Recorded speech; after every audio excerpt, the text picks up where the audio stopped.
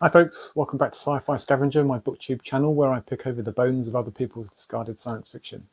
A special welcome if this is your first visit to my channel. Why not subscribe now that you're here? Today I'm going to review Flowers for Algernon by Daniel Keyes. A classic of the genre, Flowers for Algernon was originally published in 1966. My copy of the book is an SF Masterworks, bought recently for a couple of pounds. So the novel follows Charlie Gordon, a low IQ adult who's selected to be the first human recipient of an experimental IQ boosting surgical procedure. Up to this point, this academic study has been conducted with various laboratory animals, most recently and most successfully with Algernon the mouse. Charlie's procedure is a success, at least initially. His IQ improves dramatically over the course of a few months, soon surpassing his peers. But Algernon's IQ declines. Is Charlie's doomed to follow?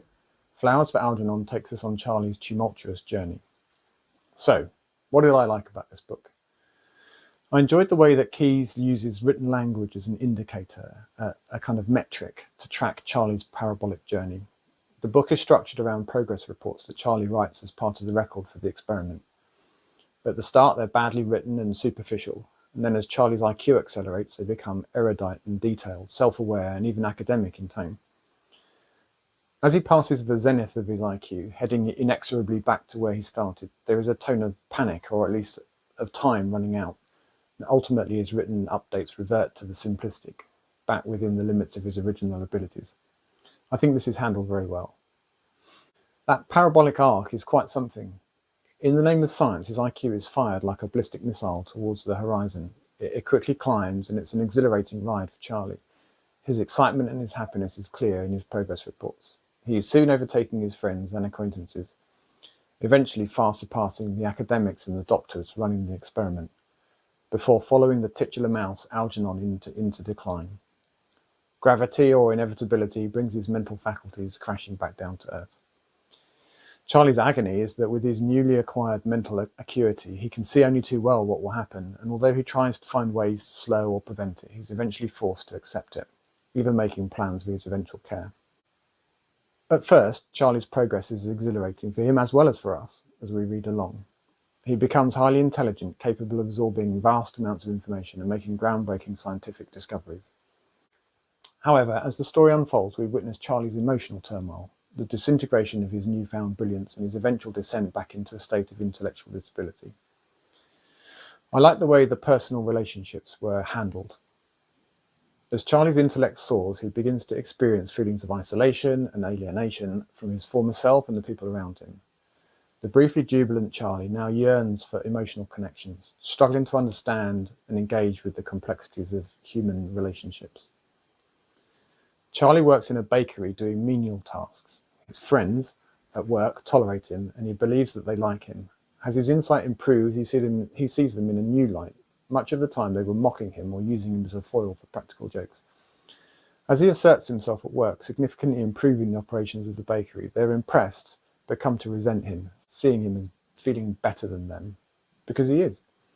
They're kind of assholes, to be honest, and as he ultimately reverts to his former intellectual capacity, they do become protective of him, seeming to really care for Charlie.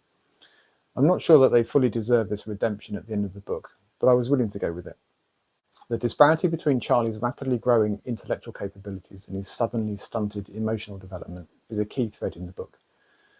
A relationship of sorts blossoms between Charlie and Alice, a former teacher at his adult special school. She is instrumental in his selection for the experimental surgery and becomes a pivotal figure in his life. Alice embodies compassion, empathy, and unwavering support. She has skin in the game too. She feels happy at his growing capability, but having got him involved in the first place, she is worried and feels guilty about the potential negative consequences, both for him and for her. Their burgeoning relationship suffers from two intertwined issues. He rapidly becomes much smarter than Alice. They become intellectually incompatible. Even in the sweet spot, the Goldilocks zone, where he is within Alice's reach intellectually, Charlie can't cope with a romantic relationship. He is haunted by the emotional abuse that he suffered as a child, haunted by his younger self. Alice and Charlie's relationship is tragically doomed from the start. Days after finishing the book, the story brewed, percolating in my head. Despite its age, rooted in a different society with different cultural norms, I began to see the story as a parable for our times. With the increasing prevalence of Alzheimer's and similar degenerative brain diseases, there must be millions of people going through something very similar to what Charlie has experienced, aware of their own decline, powerless to stop it, before eventually becoming an unwitting victim, reliant on others for basic existence. Suddenly it's not just a story, it's more a partial prediction of the grim fate of many. So, what are the cons? What didn't I like? Talking of like, why not smash the like button and subscribe while you're at it? So my only real gripe is that despite only being 200 pages, I felt that the story dragged a bit in the middle act. It felt stretched to me, a bit thin, perhaps the result of originally being a short story. And actually another issue from our 21st century perspective is that the women in the book are all subordinate to Charlie's story. They're not quite window dressing, but are lacking in depth and agency. I suppose I might also complain that my science fiction itch wasn't entirely scratched by this book. Yes, there's the experimental surgical procedure, the miraculous improvement in Charlie's IQ, but that happens at the very beginning of the book. This book is really about very human concerns: empathy, the nature of intelligence, the ethics of medical studies, personal relationships, and emotional development. There are 0 spaceships and a distinct lack of aliens. Even the mouse only had a bit part, but I'll go over it. I mostly enjoyed Flowers for Algernon well enough. I can't say it's one I'm likely to want to reread, but I am happy to recommend it with a perfectly okay 6 out of 10. Have you read this classic? Have I missed the point? What did you think of it? Let me know in the comments. I'd really love to hear from you. But for now, thanks for watching, and I'll be back soon with another video. Bye-bye.